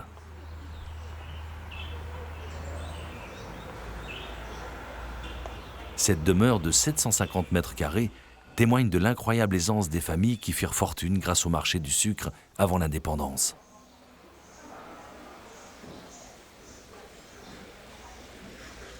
Nous sommes originaires de France et mes ancêtres sont arrivés à l'île Maurice en 1793. Et moi, je fais partie de la 8e génération. Et voilà, nous avons commencé dans la canne.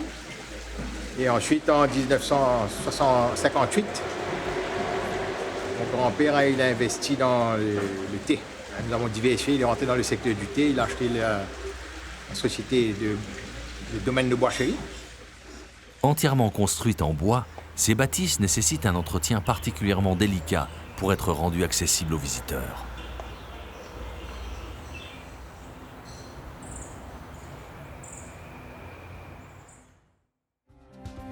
Le domaine de Boischerie se situe un peu plus au sud, sur les hauts plateaux. La récolte se fait à la main.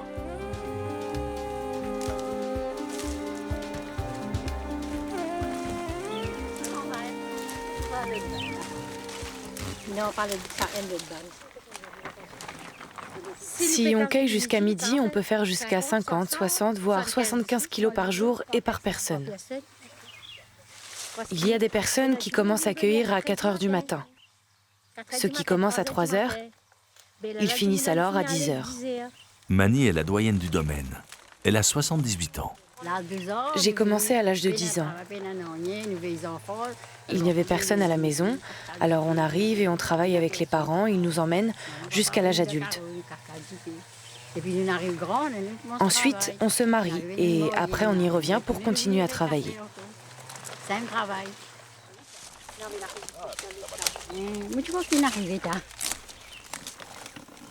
Les feuilles sont ensuite acheminées vers l'usine à quelques kilomètres pour être triées avant l'opération de séchage.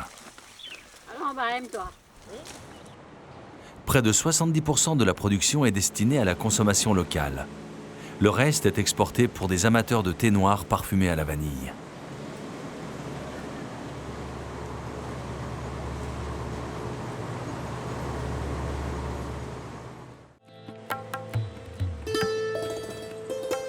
L'île Maurice accueille plusieurs des religions hindoues, comme les Telugus, dont fait partie la famille de Vinavikram, qui se prépare à célébrer Diwali, la fête des Lumières, un des événements les plus importants de l'hindouisme.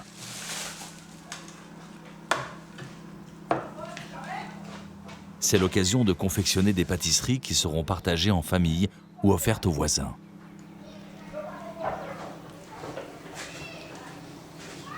On partage avec tout le monde. Avec les musulmans, les catholiques, les chinois, tout.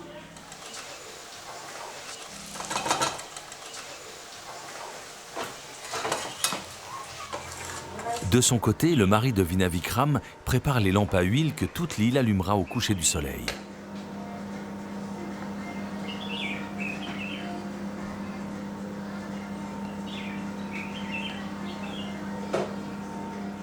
Au rez-de-chaussée, dans la petite salle où l'institutrice donne d'ordinaire ses cours, le couple va prier ensemble devant le temple du foyer.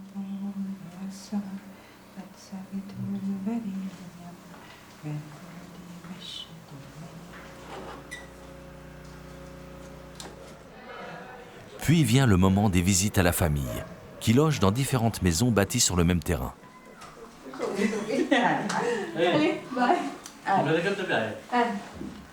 Fais maman un quiche à 6 s'il te plaît. Tu vas finir aller là. Assez maman un quiche. Allez, bye bye.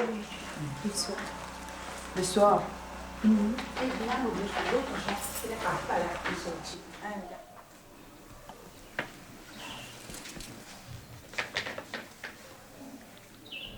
Face à l'hôtel familial cette fois, Vina et son mari récitent maintenant une prière commune avec une tante. Vande Vishnu Bhavavayaharanam Sarvalokaikanaatam Tameva Mata Tameva Sarvam Mahadeva Deva.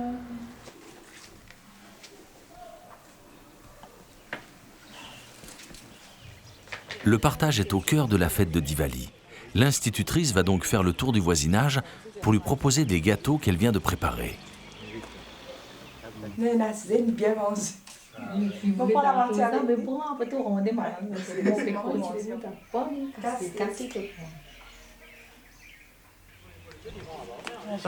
Le parking là. Happy Diwali. Happy Diwali. Merci. Happy Diwali. La tombée de la nuit approche. C'est l'heure d'allumer les fameuses lampes à huile. Les hindous commémorent ainsi la victoire du dieu Rama face au démon Ravana. Selon leur croyance, Rama triomphant regagna son royaume, guidé des lueurs de lampes que les habitants de toutes les contrées traversées avivèrent pour célébrer son retour. On allume les lampes devant la porte, c'est pour éclairer la déesse Lakshmi. Comme ça, la déesse va rentrer dans notre maison et va éclairer notre maison et notre famille.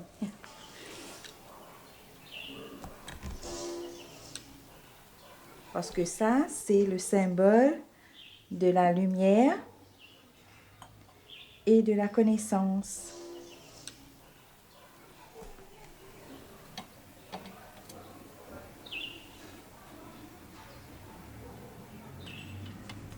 Aux alentours, les maisons s'illuminent. La plupart s'en tiennent aux lampes traditionnelles, créant une ambiance solennelle et spirituelle.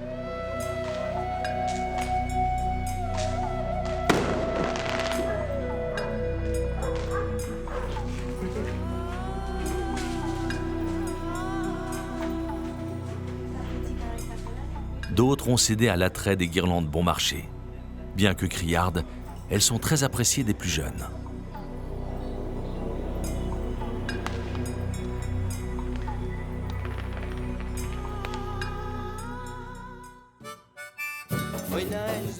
En descendant vers la mer, nous explorons un nouveau décor peu commun, les marais salants de Yemen Tamarin. Les salines ont l'allure d'une vaste marqueterie dont le damier liquide se confond avec l'horizon. Aujourd'hui, l'humeur est maussade parmi les sauniers. Les plus abondantes de ces derniers jours ont rincé et dévasté les marais salants.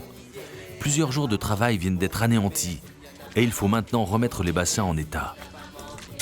La technique de récolte est très simple. Les salines sont constituées de simples bains d'eau de mer, où sont recueillis les cristaux de sel après son évaporation sous l'effet du soleil.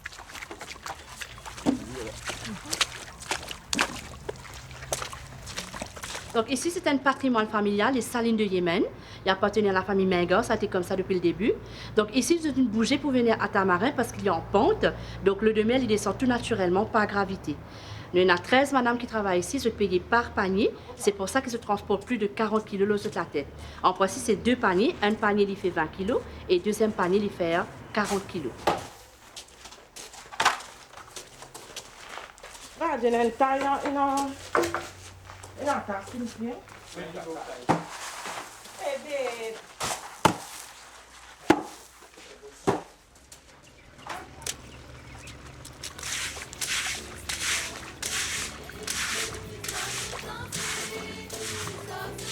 Les marais salants de Yémen font partie d'un patrimoine en péril.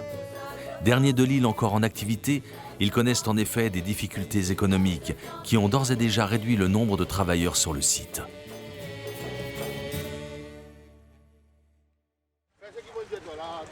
Retour maintenant vers la pointe est du sud de l'île. Nous retrouvons notre pêcheur Indiren en pleine préparation pour les régates de Mahébourg, des courses légendaires qui attirent les foules. Autrefois, les concurrents s'affrontaient sur leurs bateaux de pêche. Depuis bien longtemps, cependant, les marins leur préfèrent des coques dédiées, en fibre. Le gréement, lui, fleure encore bon la tradition.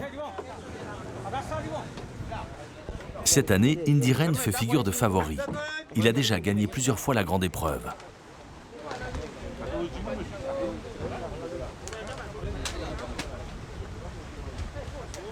Les embarcations sont délicates à manier.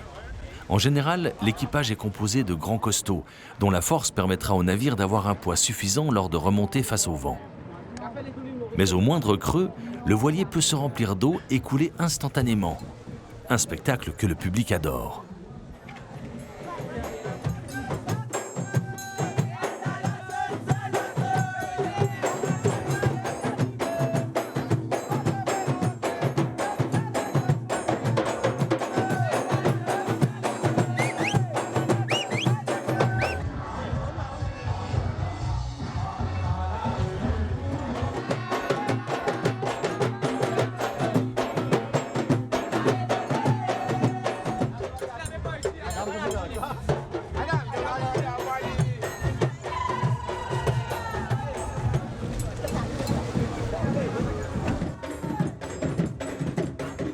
Indiren et son bateau sont fin prêts, bien placés sur la ligne de départ.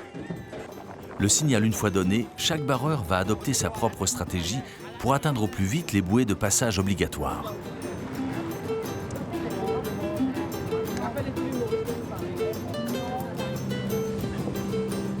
Dès la fin du premier tour, c'est la catastrophe pour Indiren. Le bateau a enfourné, il vient de couler. Pas de blessés à déplorer, mais il faudra de longues manœuvres pour sortir le voilier de l'eau, puis le faire remorquer. À terre, la fête bat son plein.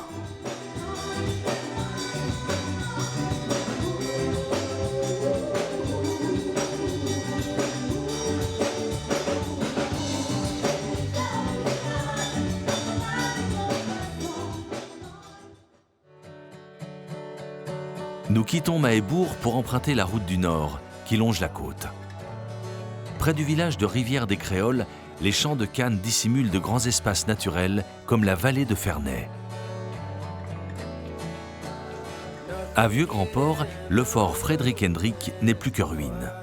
Première construction en pierre de l'océan Indien, il fut bâti par les Hollandais arrivés sur l'île il y a 400 ans. Le port qui l'abrite était alors le plus important de Maurice et le resta durant la période de la colonisation française où il devint le port Bourbon.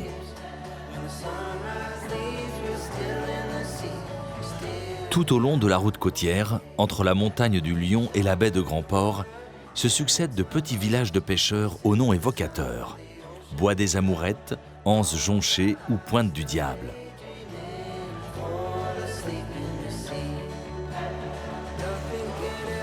La baie de Trou d'eau douce tient son nom d'une source qui rejoint la mer, protégée par la végétation et connue des seuls initiés qui viennent s'y baigner. Le parc national de Brado est le seul à préserver encore quelques espèces endémiques de l'île telles que l'ébène. Les plantations de canne à sucre ont en effet provoqué la destruction des forêts primaires de Maurice. Côté mer, la réserve s'ouvre sur de petites baies magnifiques. À Roche-Noire, l'océan est souvent menaçant. On n'y pêche qu'à marée basse. Ces plages farouches sont le dernier espace sauvage avant d'atteindre sur la côte le bourg de Brado.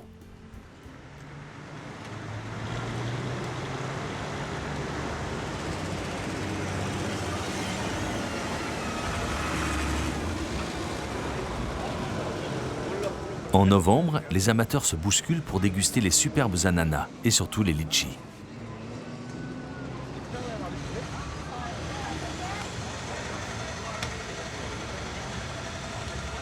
Le temple tamoul à l'entrée de la ville est à l'image de ceux que l'on retrouve un peu partout dans l'île. Lieu de prière quotidienne, il déploie des couleurs vives, de nombreuses statuettes et des bas-reliefs.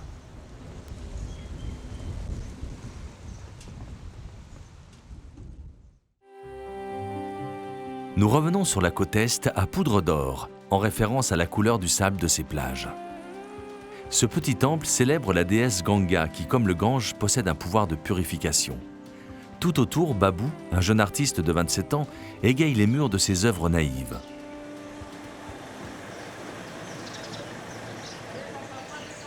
À quelques centaines de mètres de là, ce temple de Shiva est unique en son genre. Pour résoudre leurs problèmes, les habitants viennent enrouler des fils autour de l'arbre sacré.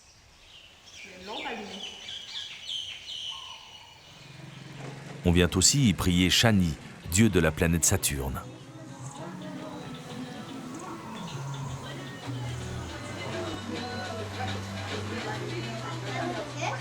À Poudre d'Or, les coupes de cheveux façon footballeur font des ravages.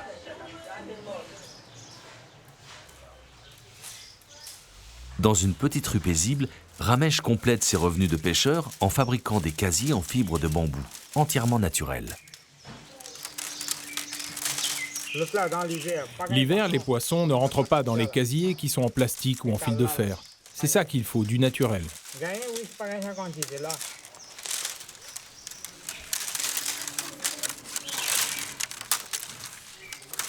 Et il y a des pêcheurs qui préfèrent les acheter tout faits. C'est beaucoup de travail. Il faut gratter, laver, mettre à sécher ensuite.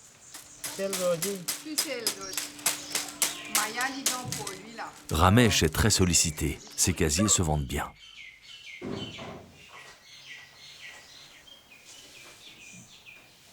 Dressée à l'entrée du village, la Grande Croix est très connue à Maurice. Ce petit sanctuaire animiste a la réputation de réaliser les vœux que l'on y dépose. Les quelques offrandes ne sont pas d'une grande valeur.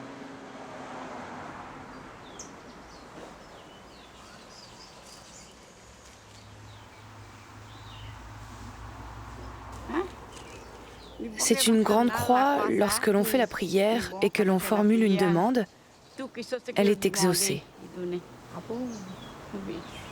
Derrière, le tableau est étonnant. Les demandes sont beaucoup plus macabres.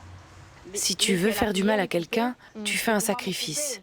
Et le diable va couper la tête de la personne.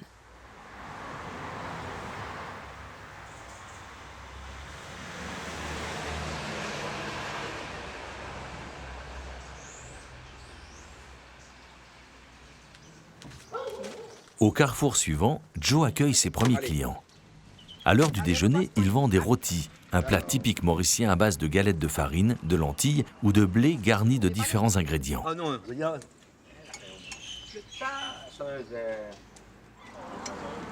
Ça, c'est rôti avec bétail. Le bétail est un mélange de fruits de mer.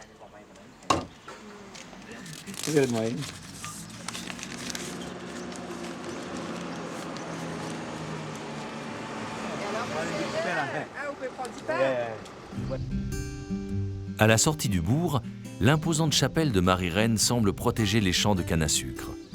Entièrement construite en pierre de lave en 1847, c'est l'église la plus importante de toute la région de Goodlands.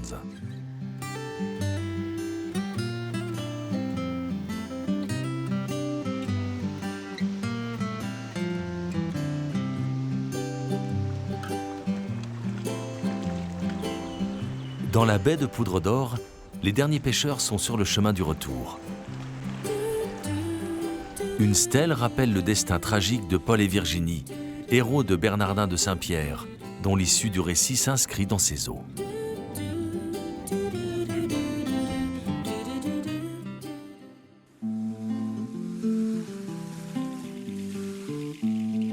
En poursuivant vers le nord, nous gagnons la baie de Saint-Bernard. C'est ici que vit Rosemonde, une cuisinière émérite qui fait son marché à Goodlands.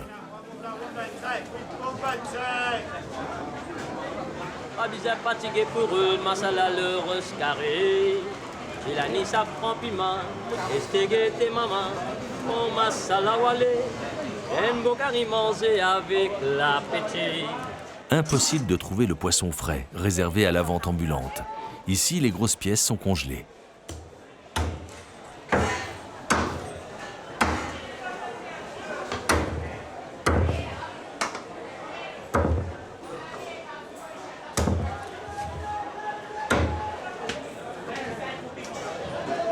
Herbes, épices, légumes, à chaque pas, les arômes se mélangent à travers les étals.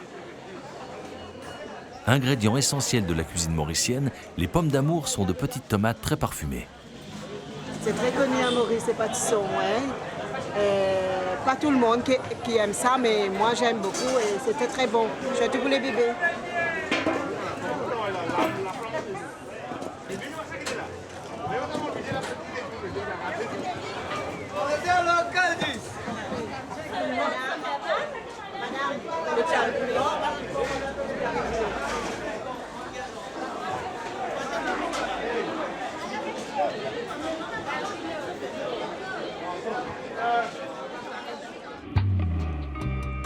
La maison de la cuisinière offre une vue imprenable sur la baie, qu'elle essaye avec ses voisins de défendre et préserver des projets immobiliers.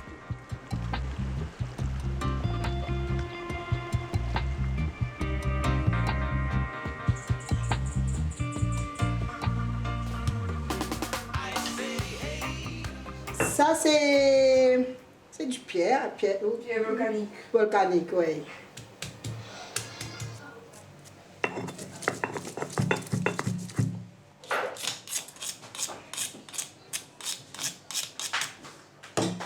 Voilà, la gingembre est prêt, l'oignon est prêt, le bread est prêt.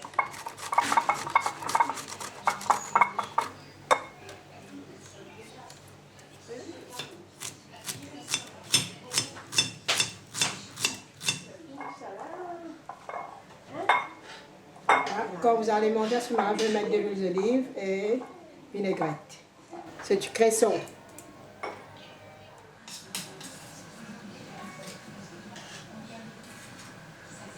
Un peu de l'ail, gingembre, des oignons, châtaignier poisson.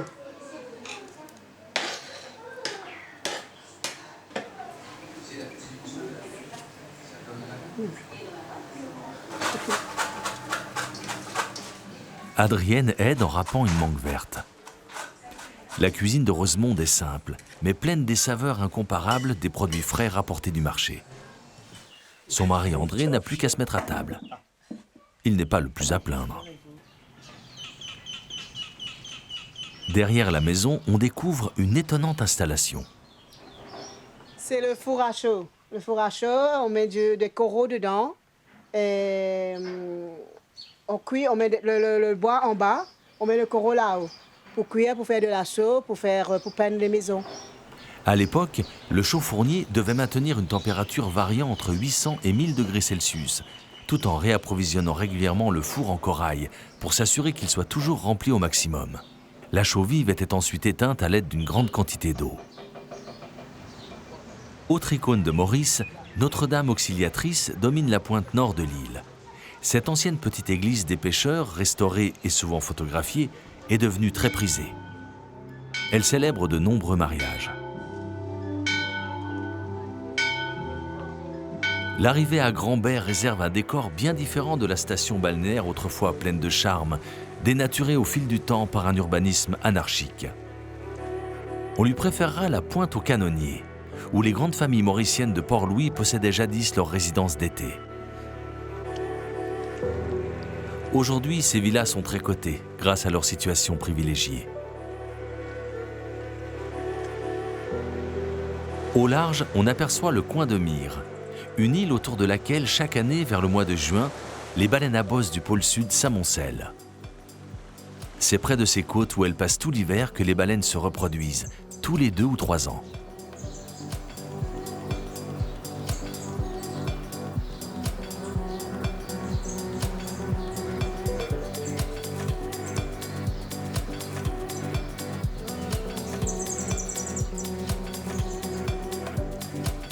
Au cours du XVIIIe siècle, la Compagnie de la mer des Indes administrait l'île pour le compte du Royaume de France. Elle y fit aménager une batterie de canons afin d'assurer la défense du Nord. En cette époque de rivalité entre grandes nations, la bataille faisait rage pour le contrôle de la route des Indes, dont Maurice, alors nommé l'Île-de-France, est un point de passage stratégique. L'artillerie de la pointe des Canonniers comprenait entre 15 et 20 canons, cachés par les remparts qui couraient tout le long de l'Épine rocheuse. Les fortifications abritaient aussi une poudrière. Le restaurant Navigator occupe désormais les lieux.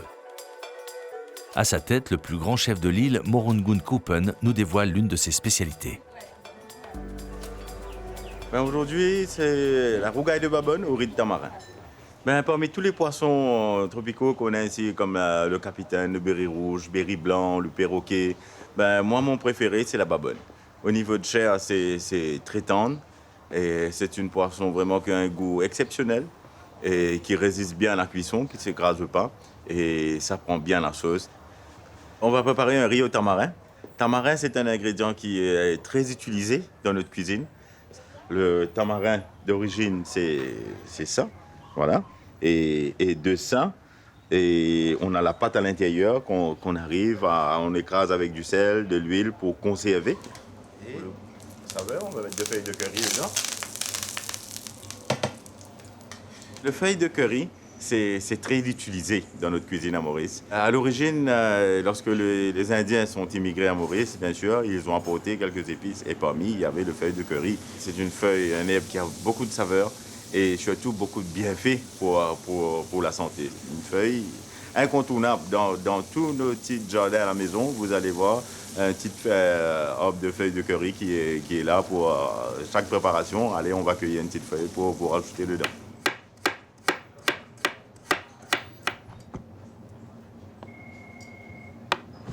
C'est une mélange d'épices qu'on a fait. C'est le secret de la maison, c'est qu'on a trouvé ici avec mes chefs, qu'on a développé, et ça donne vraiment une saveur complètement différente à nos currys, à nos rougailles.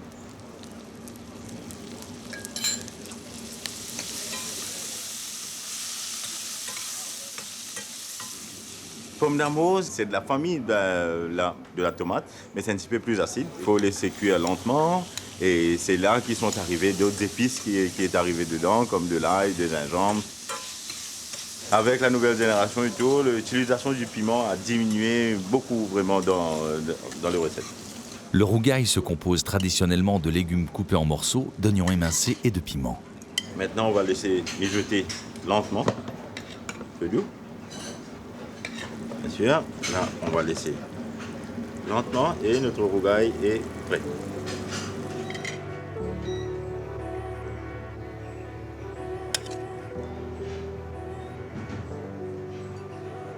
Légèrement assaisonné avec un petit peu de jus de citron pour donner quand même un petit peu de petit côté acide à notre plat avec les arômes du jardin.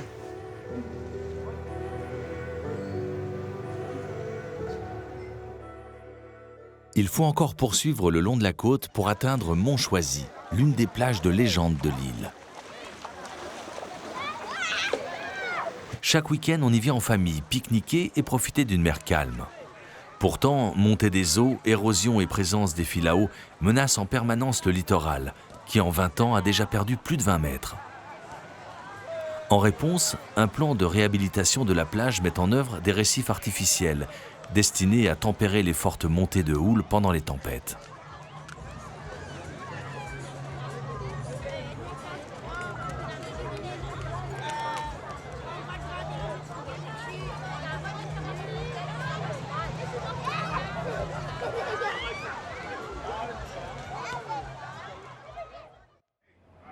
Les bonnes fées du tourisme semblent avoir fait peu de cas de Port-Louis, la capitale bruyante et encombrée de l'île. Si ces attraits semblent moins évidents que ceux des charmants villages que nous avons croisés, il s'agit pourtant d'une ville de caractère et d'histoire. La diversité de ses communautés lui donne ce visage si particulier. L'hindouisme est la principale religion de Maurice, pratiquée par plus de la moitié de sa population. Le christianisme et l'islam sont également bien implantés. Les temples hindous, les églises et les mosquées sont construits les uns à côté des autres.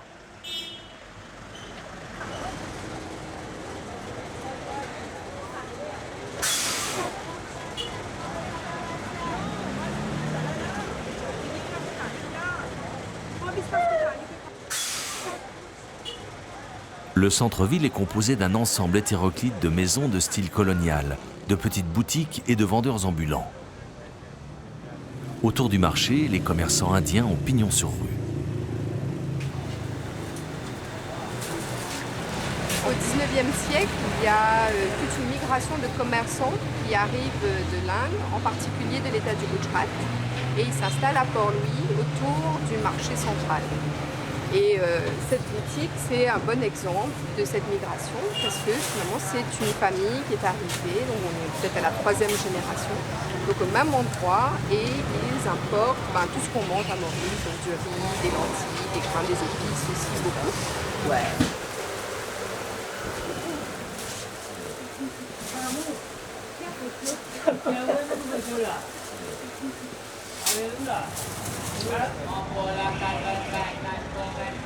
Au fil du temps, Indiens et Chinois ont métissé leurs ingrédients. Sur les étals s'entassent toutes sortes d'aromates et d'épices, mais aussi beaucoup de poissons et de calamars séchés.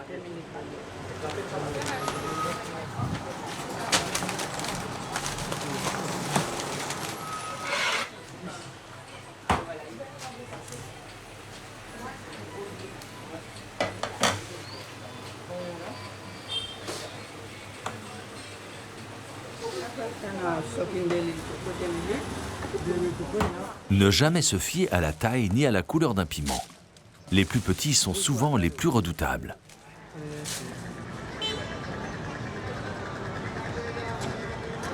Ce grossiste réceptionne des sacs de riz et de farine sortis tout droit des cales d'un cargo qui vient juste d'accoster. les denrées vont voyager à travers l'île pour alimenter un réseau de micro-boutiques, où elles seront vendues sous forme de petits paquets, voire de sachets.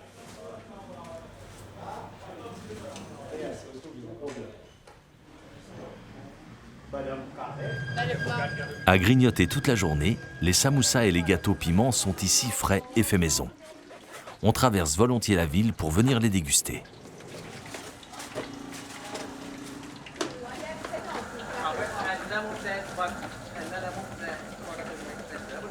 « 5 minutes, 6 minutes.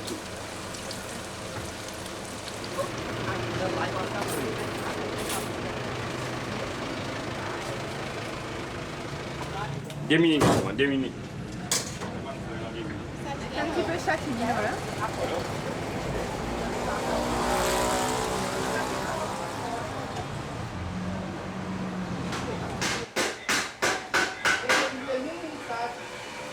Âgé de 77 ans, M. Jacques est le dernier artisan à Maurice à travailler le fer blanc.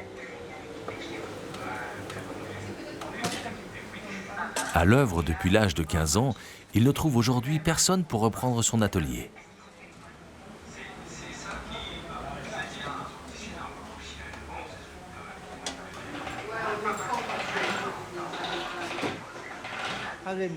Regarde pas mon âge.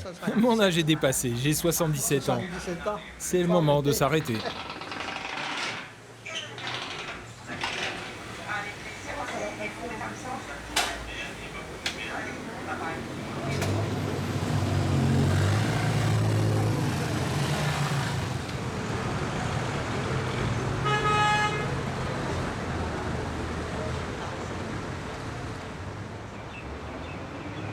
En plein cœur du quartier chinois, les grandes fresques ornant les échoppes témoignent du talent de Wena, une spécialiste de street art.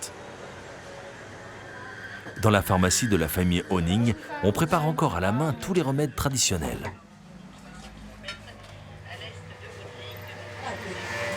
Graines, racines, poudres et extraits mystérieux sont soigneusement rangés dans ces petits tiroirs.